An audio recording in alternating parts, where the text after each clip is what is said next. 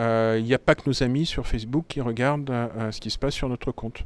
Toujours à l'occasion de l'événement Protéger sa vie privée sans se priver d'Internet, nous avons rencontré Paul-Olivier Gibert, qui est le président de la FCDP, qui est en quelque sorte l'association qui représente les DPO en France.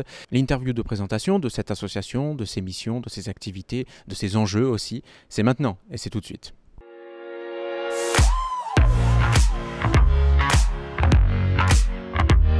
La FCDP, c'est l'association française des correspondants à la protection des données.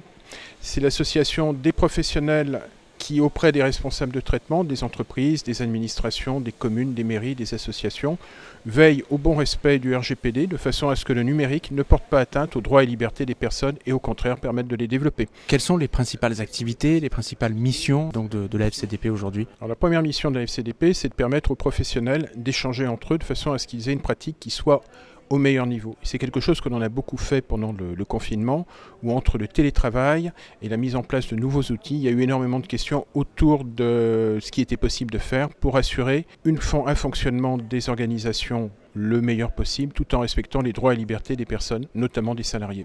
Ce qui est intéressant au sein de la FCDP, c'est la multiplicité des profils, que ce soit au niveau des adhérents, au niveau des... On retrouve vraiment, on peut retrouver des avocats, on peut retrouver des DPO naturellement, on retrouve des universitaires. On a toute la société française qui est représentée. La FCDP, c'est 6500 personnes physiques qui participent à nos travaux de différentes façons, et c'est 2000 organisations qui sont adhérentes de la FCDP. Parmi celles-ci, il y a de grandes entreprises, on a l'essentiel du CAC 40, on a des TPE, on a des consultants unipersonnels, on a des associations, on a des administrations, et donc globalement c'est ça l'une des richesses de la FCDP, c'est que toute la société française est représentée dans ces activités.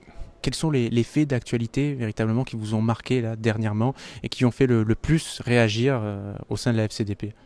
Alors, on a eu plusieurs sujets, et un qui est en fil rouge sur les 18 derniers mois, c'est les différents rebondissements de la crise sanitaire.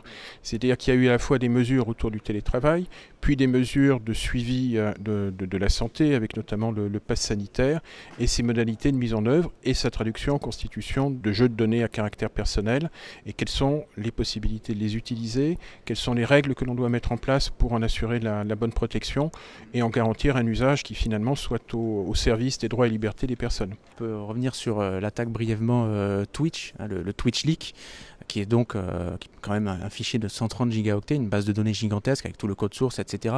Donc là aussi, ça pose question. Déjà, sera-t-on un jour véritablement en sécurité sur toutes ces plateformes sociales Je crois que la première chose à se dire, c'est que si on attend la sécurité de quelqu'un d'autre, ça ne viendra pas.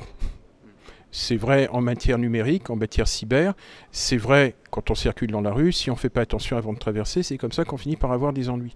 Alors ce qu'il faut dire, c'est qu'en fait, ce qui est extrêmement important, c'est d'être vigilant dans sa relation avec le numérique. Ça veut dire que tout ce qui rentre n'est pas forcément bienveillant, loin de là. On a reparlé là des arnaques au colis à délivrer en disant il manque 2,50 € pour que vous puissiez retrouver votre colis.